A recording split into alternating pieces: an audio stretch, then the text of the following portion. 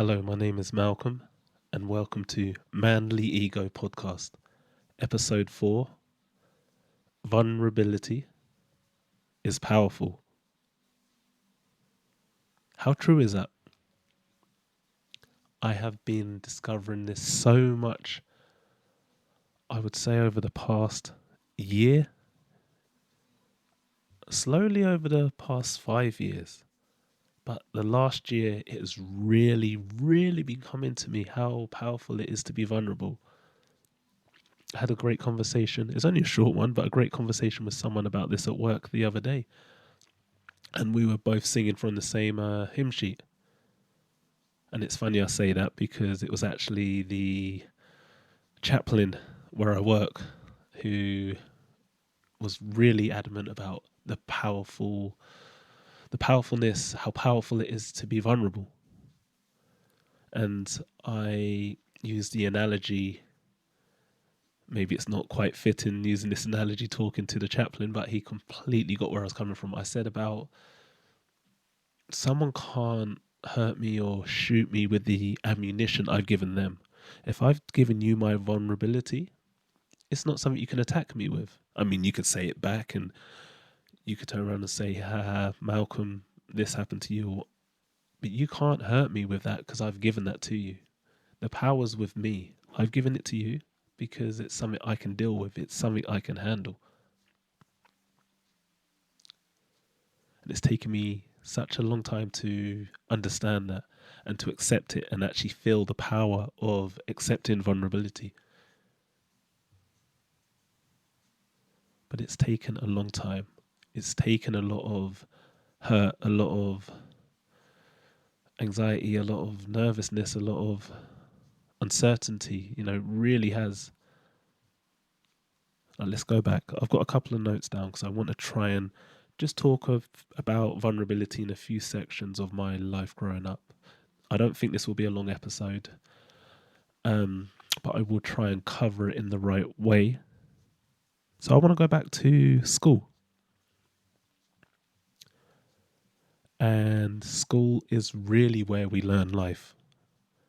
Our parents, our caregivers, hopefully are good people that do their best for us.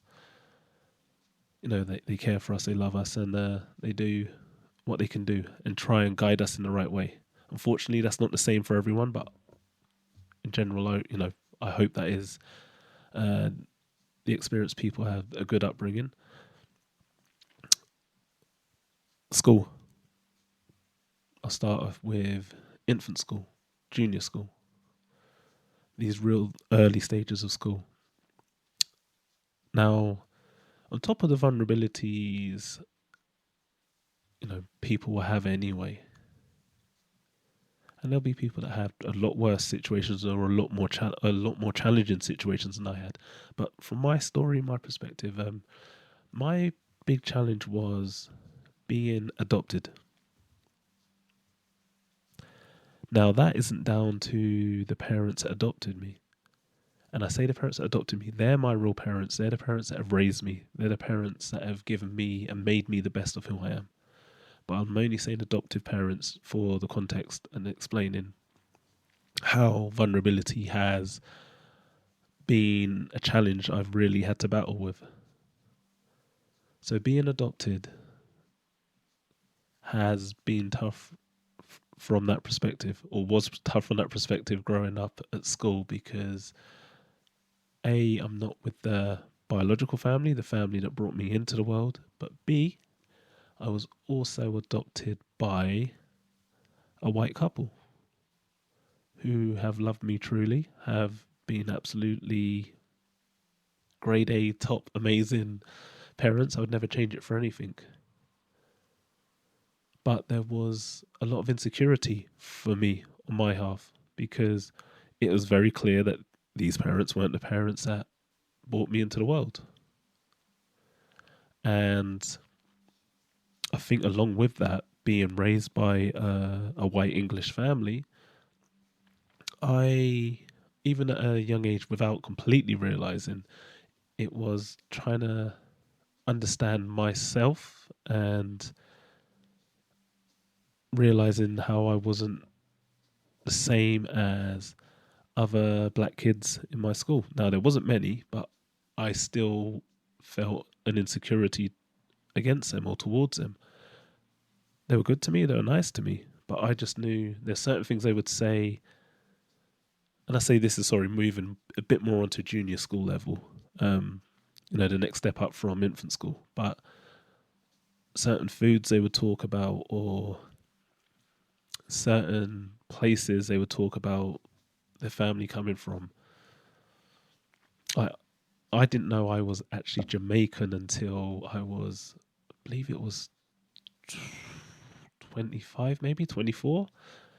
I used to just change where I was from. I'd say I knew it was West Indian, but I would say some people Jamaican, some people Bayesian, some people St. Lucian. I would literally just change. It was what come to me in that moment, because I didn't want to delve into the story of you know being adopted, because it made me feel, you guessed it, vulnerable. Why?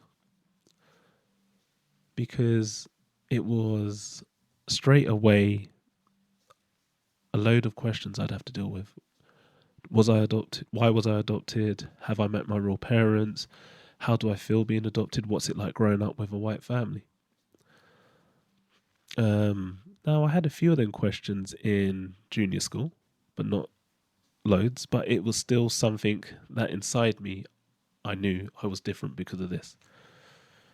So we'll step on to high school now. So we're going up now. We're up to the third level of school. And this is really where things can get quite challenging. The kids can be quite direct and quite mean and use anything they have against you. And I'm gonna hold my hand up. I wasn't an angel in high school. There were some kids that I gave hassle to, and I got hassled. So I've been a bully at school before. Now, not a bully in the way of beating people up and attacking people physically, but in the way of winding kids up or calling them names and not realizing how much it affected them. So I'm not innocent. I've been bullied and been a bullier. But in regards to this, I mean, it was a big trigger for me when certain kids were aware. Well, they found out obviously quite easily that I was adopted. And when things got to an argument or there was tension building up for whatever reason, I would get well, at least I'm not adopted, or at least my family didn't reject me. And I've actually had that comment from people within my family. Um, so yeah, it was always something that I felt very vulnerable about, because it was something I couldn't do anything about. It was something I didn't really have the answers for, and I didn't feel there was much of a defense for that comment. There wasn't really much I could do in retaliation. But what I did do in retaliation a couple of times wasn't really the way I should have dealt with it. And that was by lashing out. It was almost like, you've made a comment that is too far across the line. It's something I'm not prepared to accept. So I'm going to now get angry and aggressive because A, you've said something you shouldn't have said, and B, I want to cry. I want to cry. So if I'm going to cry, I'm going to take you down with me, and that's by being aggressive. So it really did open up wounds, and a wound that I didn't know how to heal because I didn't understand how to, and I didn't know why I was adopted and in that situation. So it's always been something that really triggered me. Now, during this period, so being at high school, so we're talking like the age of 11 to 16, activities outside of school, like for example, when there was the carnival in my local town, which would be once a year, and it was a big carnival. I would be very uncomfortable around the African and Caribbean stands, or the dance areas for the Caribbean and African stands, because I would see how people were dancing in rhythm to the music that they've grown up with, socializing in ways that I couldn't really, because I didn't know how to. I haven't grown up that way. You know, the lingo, the accent. I mean, I had black friends that would speak English and clearly like me, but when they were around these areas, like for example with the carnival, then their accent would change. Now, I'm not saying about they're faking it and switching it up and whatnot, but it's like they felt at home because this is maybe how they were relating to their parents at home. There was that other side where if I'm around English people, I'll just speak English. But when I'm with people of my culture that I've grown up around, I feel at home. And then the patois, if they're Jamaican, or the African accents would really sort of kick in, and I felt vulnerable because that wasn't me. I couldn't do that because that's not the way I was raised. And then there was always a question that would set my heart beating. And if it didn't come, and I was lucky it didn't come, I would be expecting it. So my heart would be like, if I could go red, you would see me go bright red. And the question is just that simple question. So where are you from? On the spot, this is where I've got to quickly think of something to make up. And like I said, usually it was Jamaican. I said, I'm from Jamaica. But sometimes, like I said, it was other islands from the Caribbean. And then they may ask another question and I'd answer it as well as I could, or they would say, "Oh, what foods do I like?" And there wasn't really much that I knew about the Caribbean foods, and sometimes I then get like a frown, a raised eyebrow, and then maybe the conversation would end, and I would feel really embarrassed and really ashamed inside because I'm not the black man I should be. Felt weak, felt vulnerable, felt not good enough. So I would try and avoid these situations where I would be left feeling vulnerable. Because let's face it, it's not like my friends are going to then turn around and give me a hug and say, "Oh, don't worry about it," because it just wasn't something that had happened then, and it wasn't relevant to. It's almost like it was something I have to deal with, but I just didn't have the tools to deal with these situations at the time. Just coming to mind now, and it's not in the notes that I wrote down. I remember also, and this is actually, let me not jump too far ahead. See, I'm going all over the place now because things are coming to mind. And I do prefer doing things off the cuff. I remember getting into a fight at high school because there was one guy that had made comments about me being adopted, and he'd done it twice. And the second time, I was like, I've had enough. I'm ready to fight him. Now, this was a fight that I didn't really believe I could win, but I was prepared to do what I could do because I couldn't keep taking them comments from him because they really stung. And then I remember, so I was meant to fight him in a certain location, and a teacher come. So the crowd obviously being the other school kids were like, "Oh, we got to move." So the location moved from there to another location, and then we were both in the classroom ready to fight. And as I threw the first punch, the kid ducked it, and I had to throw him in a headlock. And I was holding on for dear life because I knew I was in over my head in this fight, and I knew that if he got out, or I let go, it was going to be a very, very, very tough situation for me, and one that I probably wasn't going to come out on top with. There's a good chance I wasn't going to come out on top with that, and I can admit that. But for me, I had to defend my honor, and I had to show that it's something that I'm not going to accept because them comments really hurt, and not just personally from him. Any kind of comments like that, because there's a fight.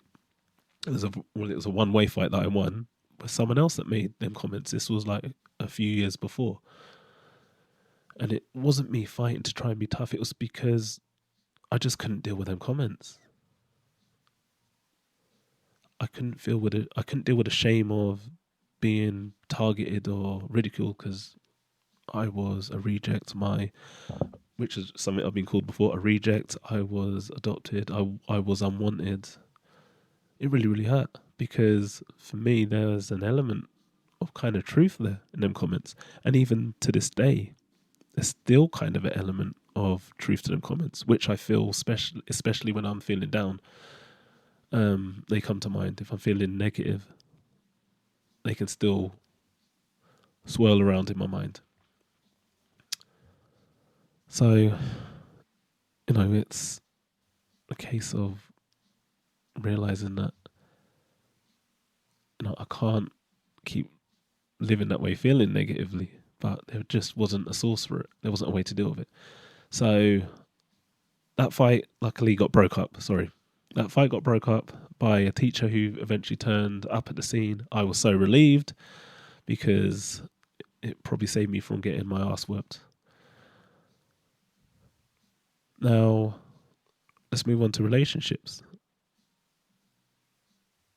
At high school, I really didn't. I think I had maybe one or two girlfriends there, and they were very brief because I was really shy. I was very shy, very insecure, low self-esteem, and a lot of that again comes down to the vulnerability of not knowing myself or understanding why I was growing up or understanding my culture. So,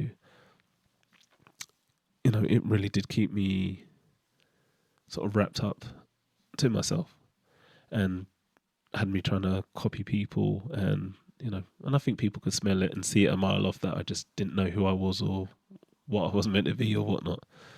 So relationship wise at high school, there really isn't much to talk about, unfortunately. Shy, withdrawn, and too scared to open up because that would have left me once again vulnerable and didn't want to be targeted or ridiculed in that way.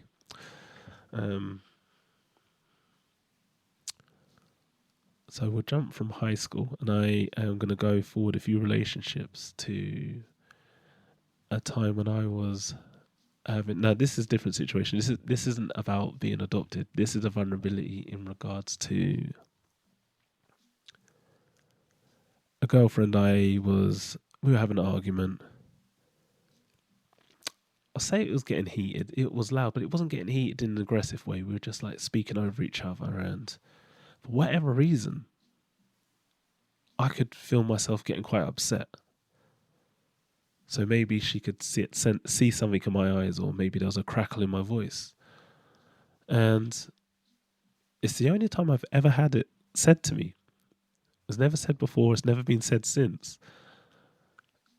And she turned around and said, "Oh, what's the matter? Are you going to cry?" And literally, as soon as that was said, I straightened up. It's almost like I sucked the tears back up and I said, no, no, no. I mean, I still remember it as clear as day.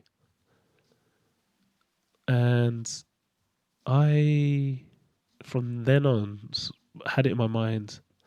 I don't know if I ever said it out loud to myself, like when I was by myself, but I had it in my mind. I'm never going to cry in front of a lady again, especially when I'm in a relationship with her. Because I kind of internalize that as this must be what all the majority of women are thinking. They don't want to see a man ever cry. They don't want to see a man get upset. And I held on to that for a very, very long time.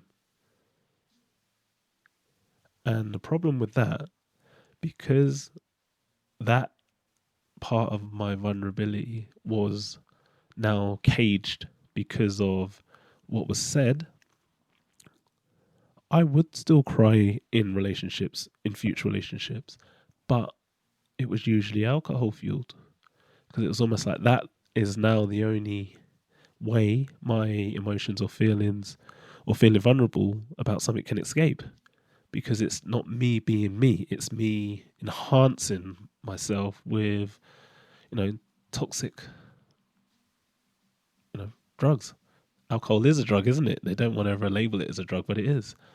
That was my release then, because I'll be vulnerable, not on purpose, but I know the alcohol will somehow, or at some time, because I didn't drink alcohol responsibly when I did drink, it would, it would release the pain and the tears and certain conversations about how I'm feeling or experiences in my life. I mean, once I sobered up, and the next day, I wouldn't really want to talk about what was said. I would kind of want to ignore it because I've been vulnerable, but I hadn't controlled how I was dealing with the vulnerability. So yeah, I might have spoke about certain things, but it wasn't dealt with in a way that is healing or a way that is productive. So I'm still battling and understanding at this stage what vulnerability is and how to deal with it and how to accept it.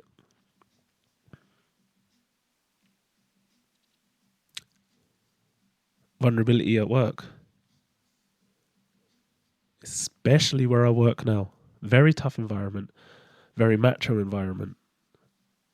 The ladies have to be tough and macho. I mean, they also have that mothering, um, big sister kind of energy, which is important for my place of work. But they still have to have a very macho, tough side, and especially because of that, the men on top of that will then want to be extra tough and macho because they can't seem any softer than the ladies, right? So it has a negative knock-on effect, in my opinion.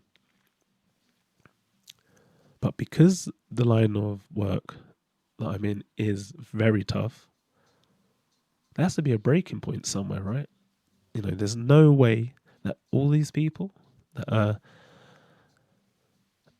walking around with their chest puffed out, and you've seen them in an incident that was challenging and tough or potentially dangerous, and you ask them, "How are you? How are you feeling? You okay? I saw what happened, or I heard what happened," and the response is, "Yeah, I'm good. I'm fine. It's nothing." It was something. You can't just be fine because I saw what happened. Um, yeah, you can't be fine. I'm not having that. Now, I didn't challenge them on the spot like that because it's not for me to decide how and when someone wants to communicate with me about something that's happened. But, you don't have to be a genius to work out that there's no way you can be good after that situation. So, this for me is where manly ego was born. This is how it was created because of the tough times I was going through at work. I'm still at that place of work now.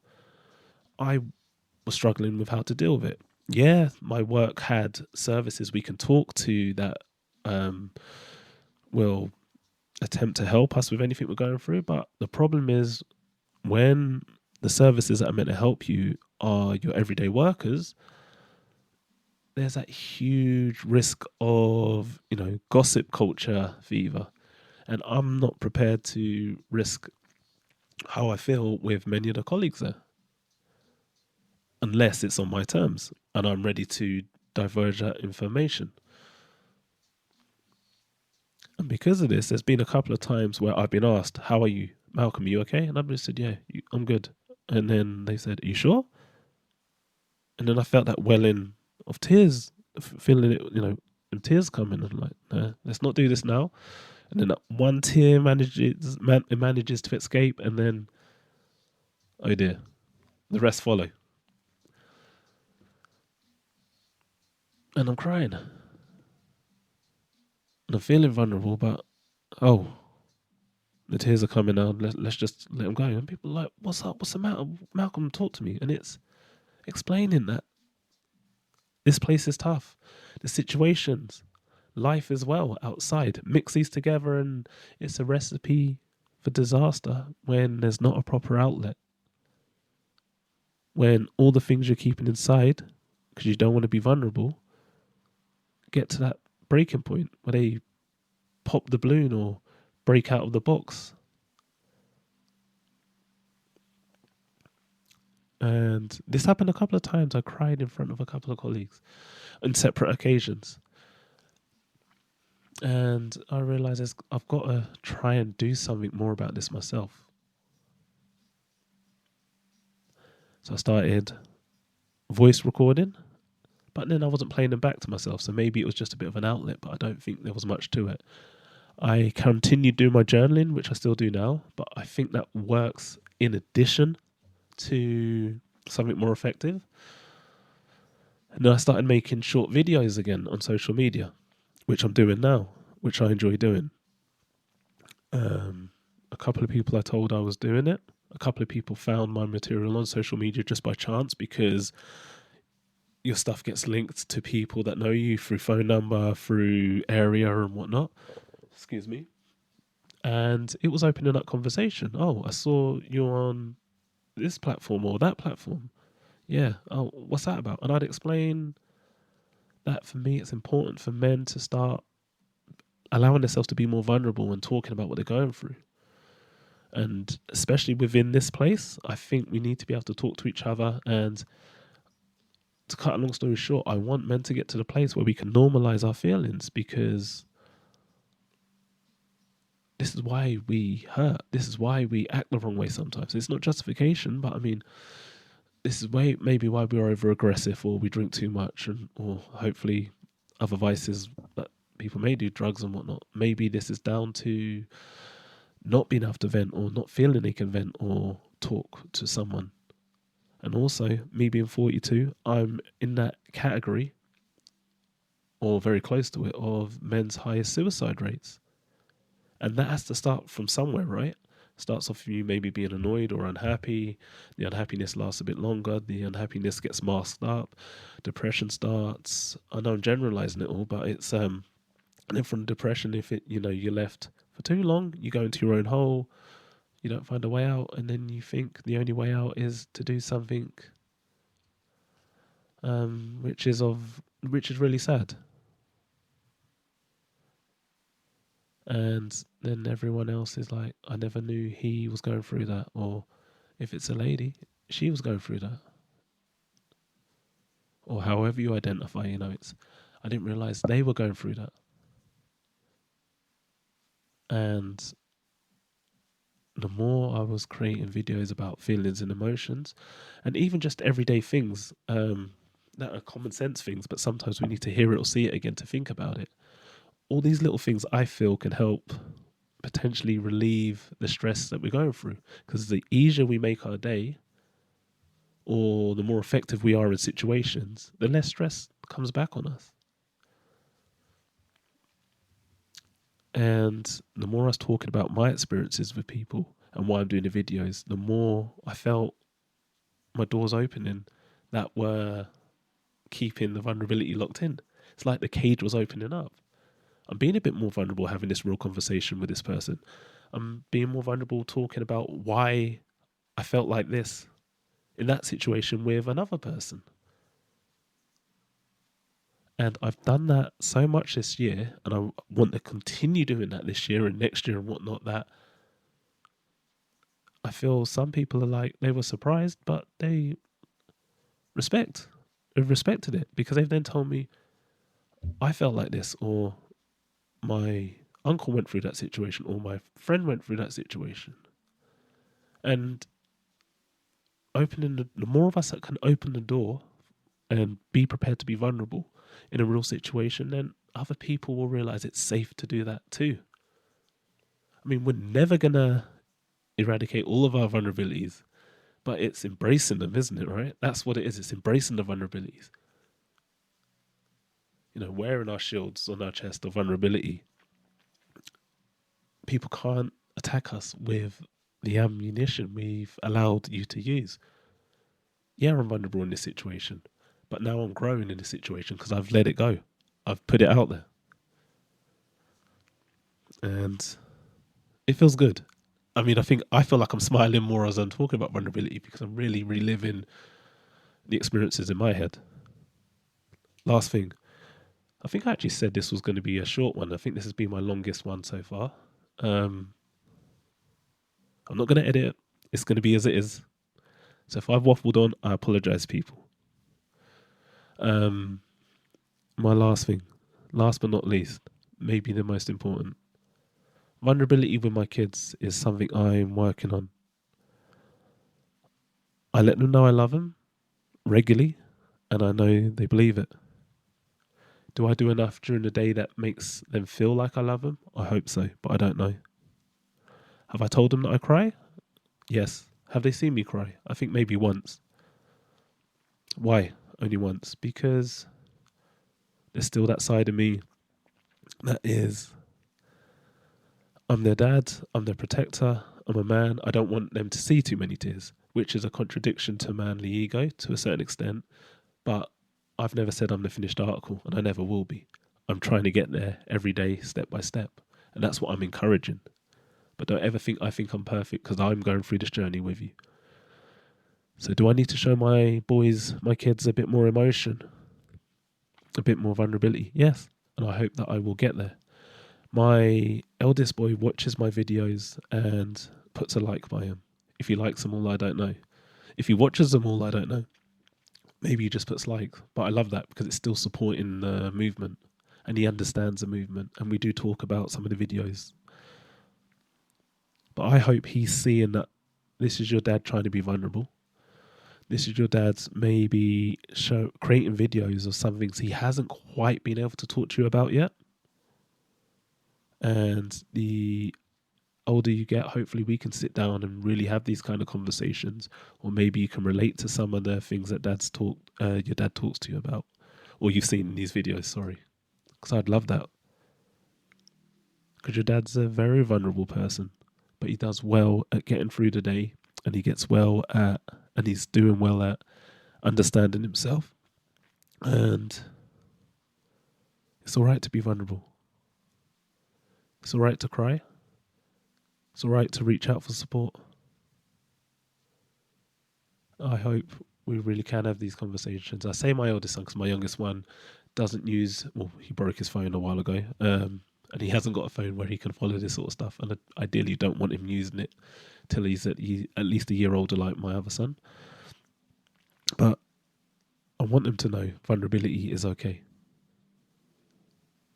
Create a safe space with me or your mum or with your friends where you can talk about these things and be better than my generation with emotions and feelings and vulnerability.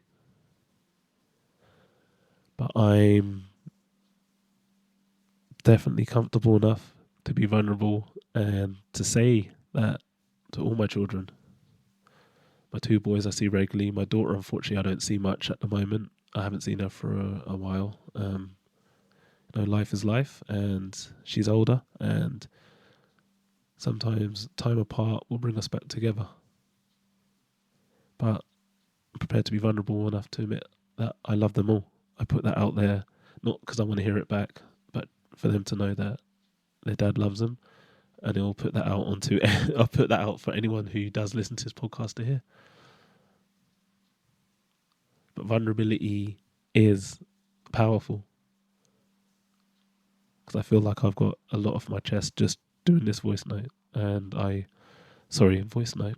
this podcast. And I hope anyone that has listened to it can relate to some of it and understands where I'm coming from, or you can make it relevant to yourself. The stuff that I've talked about. Vulnerability is powerful. Thanks for listening, and hopefully you'll tune in for next week's episode.